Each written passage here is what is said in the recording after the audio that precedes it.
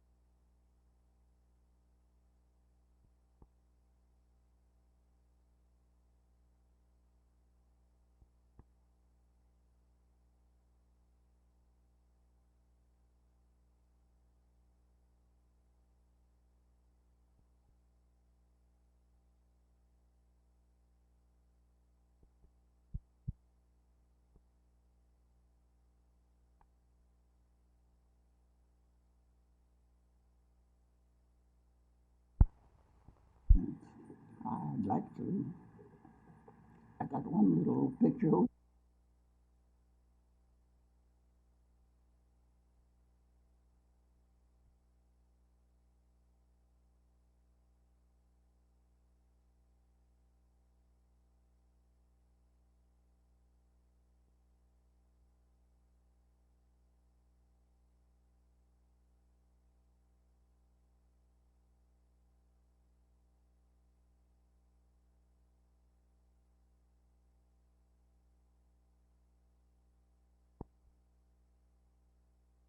Where there's a strong possibility, and we're underway studying the regional jail, for instance.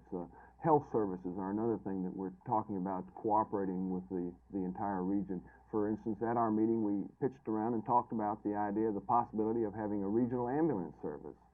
There's also water, and many of the environmental issues are now being hopefully studied and worked on a regional basis.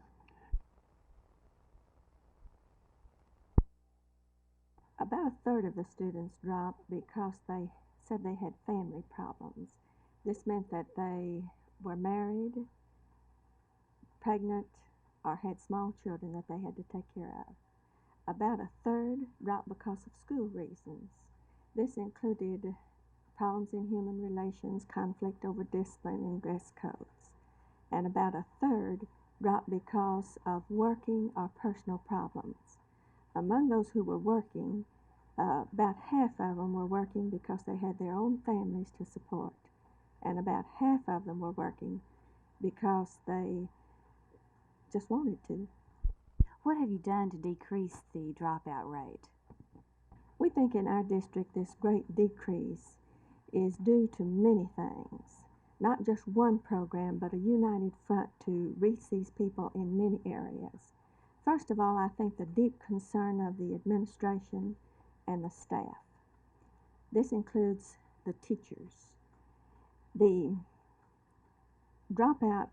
counselors conducted a dropout study in 1969 which I think created a beginning of a lot of this concern. And at that time, visiting teachers and community guidance workers went into the homes of every student who failed to report to school in September. This, I think, increased some community concern.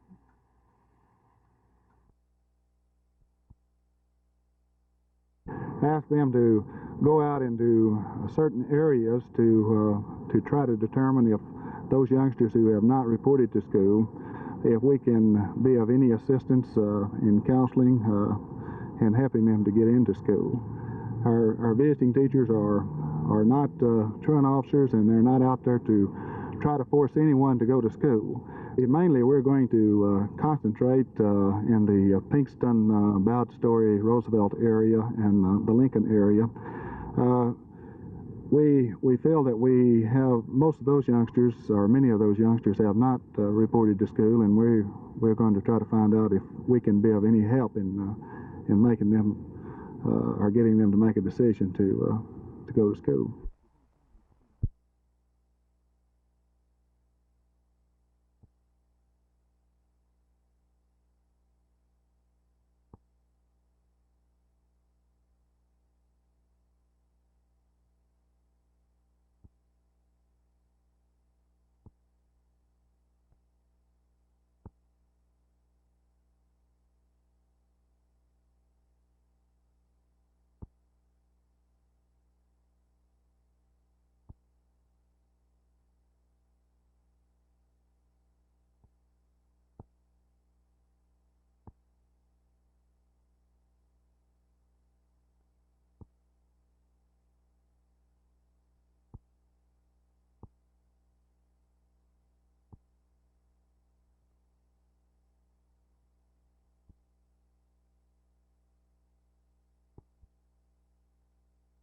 We have been in contact with the council presidents of the local PTAs in Dallas County, and we have discussed with them the things that we are trying to do and the letter writing campaign that is also going on in conjunction with our interest in this suit. How many members are there presently in the Richardson Council of PTAs? At the present time, there are approximately 18,000. And with the acquisition of the Dallas County PTA, how many will you have? Well, Dallas City Council of PTAs, I believe, has 53,000 members. I'm not certain how many there are in the other areas. I think that we can safely say that Richardson City Council of PTAs comprises the largest membership in 2nd District PTA, with the exception of Dallas. We are the largest council and have more members.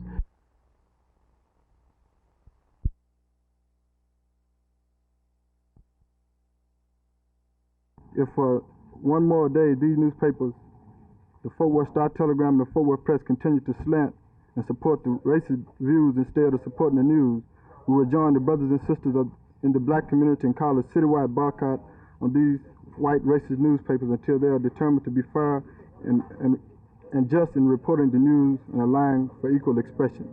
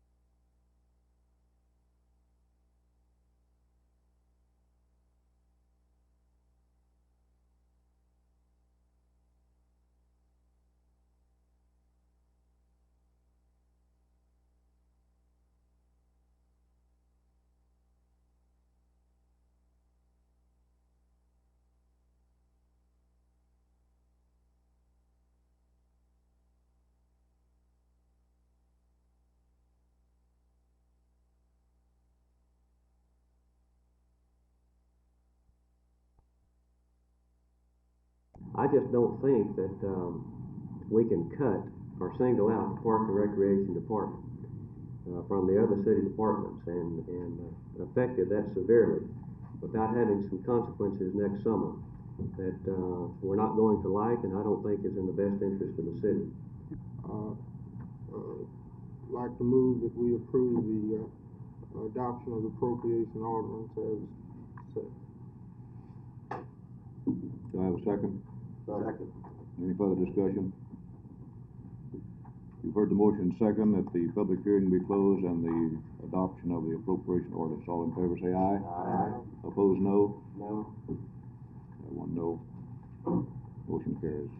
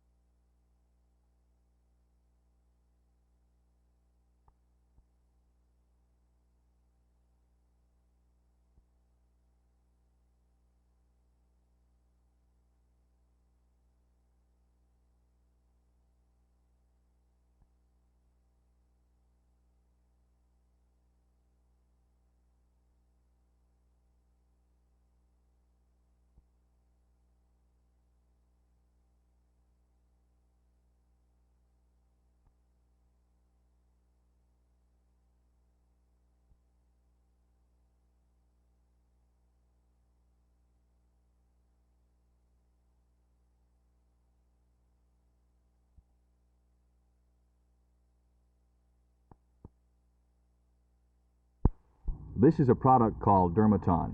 In its concentrated state, it looks a lot like coffee, tea, or maybe even waffle syrup. Veterinarians use it. They dilute it. They dip dogs in it to kill ticks and fleas. 25% of Dermaton is vinyl diethyl phosphate. It's one of the organic phosphates and probably one of the most toxic, poisonous chemicals known to man. What it does, it moves rapidly through the body. The smaller the body, the more rapidly it moves. It causes the respiratory system to completely paralyze, thus causing death. If you get it on your skin, it's very, very dangerous, most times fatal. If you drink it, there's maybe one chance in a million that you'll survive. They tell the story of a little girl in Austin, 27 months old, who got some Dermaton on her skin. She lay in a coma for 6 months. Today, she cannot speak, she cannot move, she cannot see. There's a story about a little girl in Arlington, Camille Stonecker. She drank some of the Dermaton. Her mother immediately rushed her to a hospital. Within 10 minutes, doctors were working on the child. They pumped her stomach in the emergency room. For 5 days thereafter, she was in intensive care, her tiny body strapped to a heart machine. The parents outside listened. At least once during that time, there was the horrible screech as the heart machine went off and the little girl's heart stopped beating. There were 2 doctors there at that moment.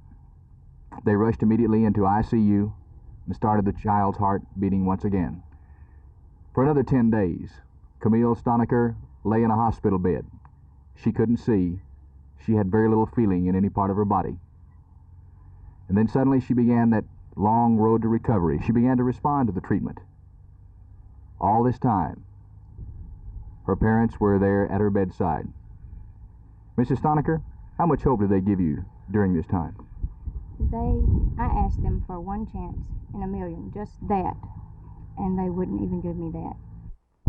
Today, Camille Stonecker is a healthy, alive, normal 3-year-old. Doctors use one word in describing her miracle recovery from drinking concentrated Dermaton, and that one word is phenomenal. They say there is no real medical reason why she should be alive today. During that 2-week stay in the hospital, about 15 doctors and anesthesiologists kept a bedside vigil with Camille. These doctors and anesthesiologists stood there wishing, hoping, and praying for their little adopted girl, the one they call their one in a million. Jerry Park, Channel 8 News on the Move, Arlington.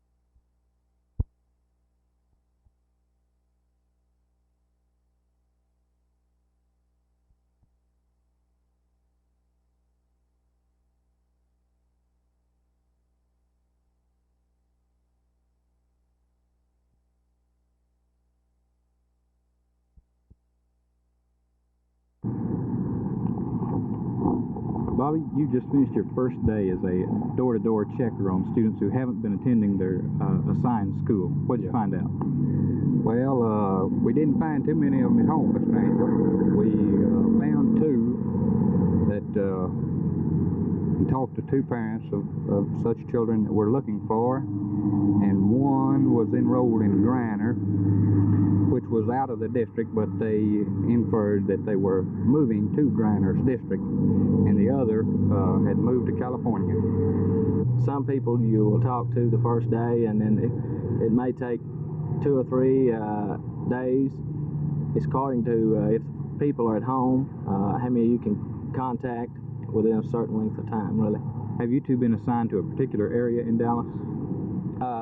Yes. Now we're with the School Community Guidance Program, and we're working the James Bowie area today.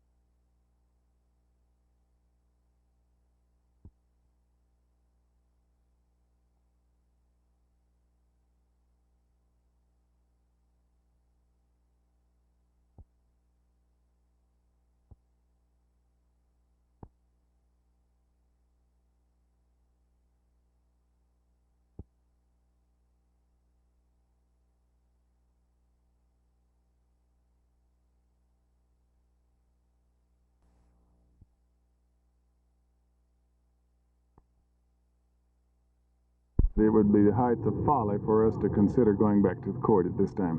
What is the problem with now the black students rebelling on going to previously all-white schools such as Jefferson and Hillcrest? It's the same problem that we have in all of our 25 elementary zones that have been changed from one high school area to another. No one likes to change high schools or junior highs. This is the problem here, and we can appreciate and we certainly understand it. Are you going to have to make them knuckle under and accept it, or can there be some relief? Well, we are going to talk with them, we're going to communicate with them, and I'm convinced that once they understand our difficulties and our concerns, that they will cooperate to the fullest. Sir, I understood today that some of the students at Jefferson told you, we're just not going to go here anymore. This is what they said. This is what some students told us last year about Rusk, a year before about North Dallas. These are problems in communication. And of course, we're challenged now to communicate and help our young people understand. And my experience has been when they understand, we have no difficulty in getting cooperation.